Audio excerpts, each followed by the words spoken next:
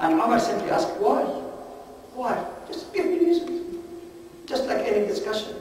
She gave her reasons from the Quran. And once the Quran speaks, and the meaning is clear, no other opinion, even the head of the state. And Umar says, أصابت امرأة وأخطأ عمر. The woman is right and Umar is wrong. And some narrative give that he said, كل الناس أفقه منك. Or everyone is more understanding of Islam than you, Umar. Look at the humility.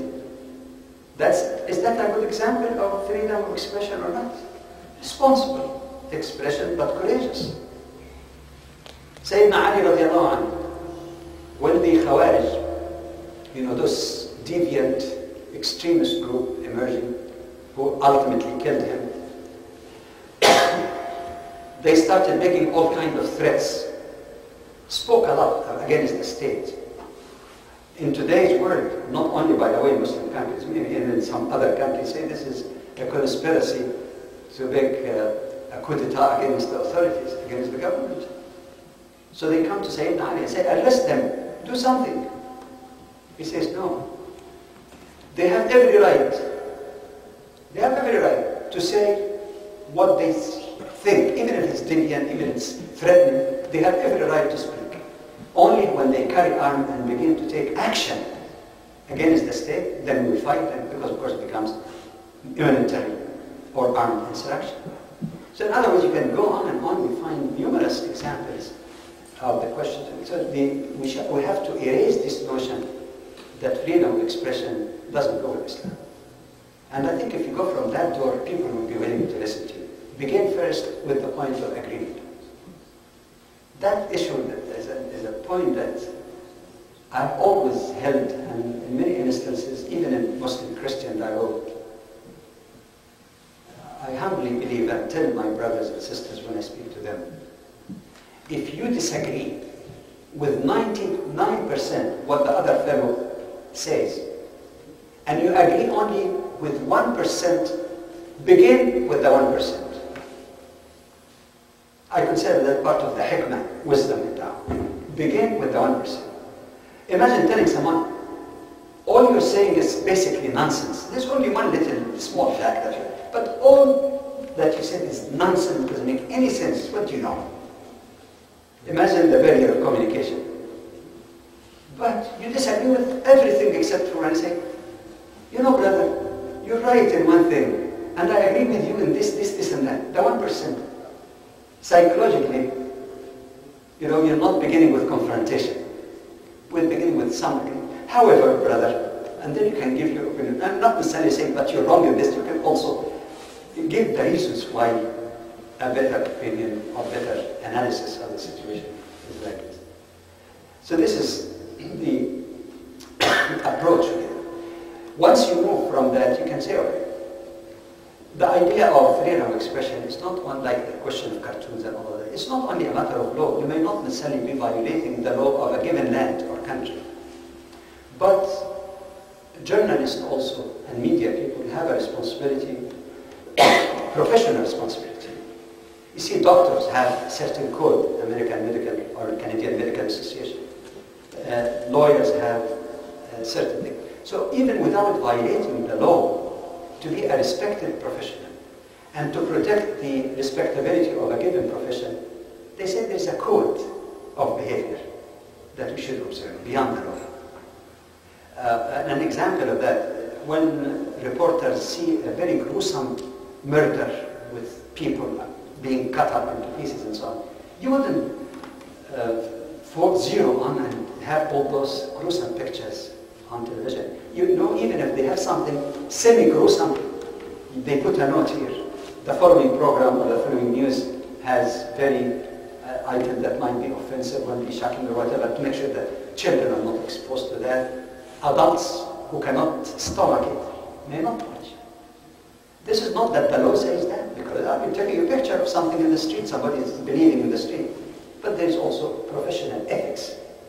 Thirdly,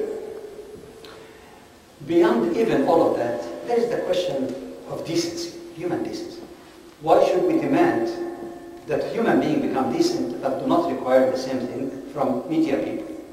Now, yes, in many countries, People have the right to criticize the religion. That's fine. To express their atheism. That's fine.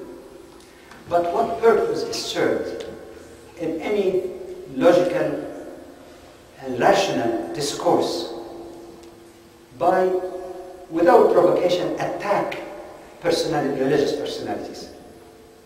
Say, no, I have every right to say everything. Yes, you have. You have it legally in this country, yes.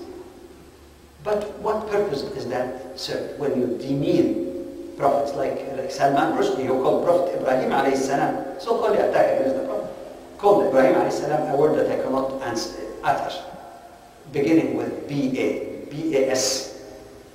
You can imagine. A very, very low word. What purpose does that? Does it really criticize monotheism? If somebody wants to criticize with it, let him come with his evidence.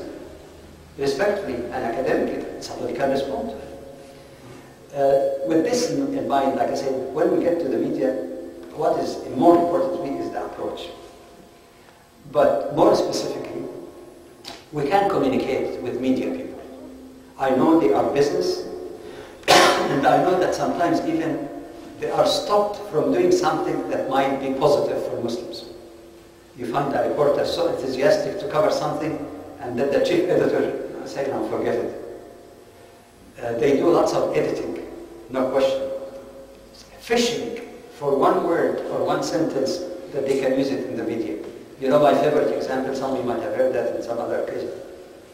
You know, after Salman Rushdie and all this call for killing Salman Rushdie and all of that, this frenzy, I was told by the brothers and sisters in Ottawa that the CBC reporters went and interviewed a lot of people in the big mosque. So interviewed a lot of people from different age levels and so on. And all of them, after almost 2 hours of interview, all of them simply said that Rushdie did something very offensive, uncalled for, it's hurtful, but we don't agree that just say, all right, he should be killed. We don't agree. That's not the way to deal with it. But the reporter wasn't happy with this 2-hour interview, and finally, he went and asked a 14 years or 12 years old boy, and asked him, what do you think should be done to Rushdie? And the boy said, he should be killed.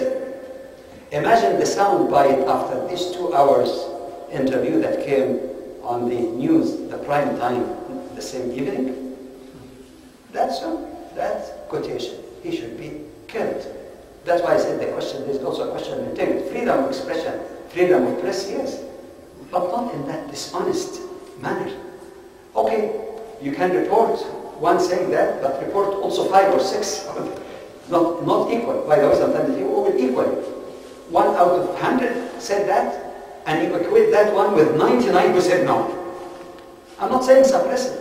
He said, even though a little boy said this, and again the choice of a 12 years old, to get an opinion of the Muslim community is not very honest in itself.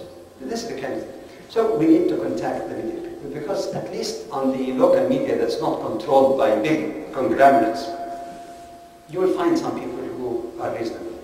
More recently, I was talking to someone from the interfaith community, and he was referring to some interviewer from the CTV who did certain interviews with me, and he said he speaks very highly of you. Imagine. Of course, he might not find too many people, he speaks very highly of you.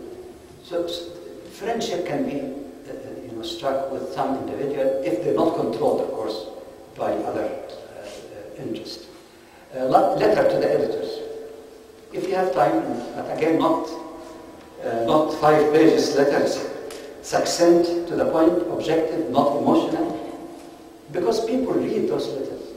Maybe you say, oh, no use. The whole current is against us. No.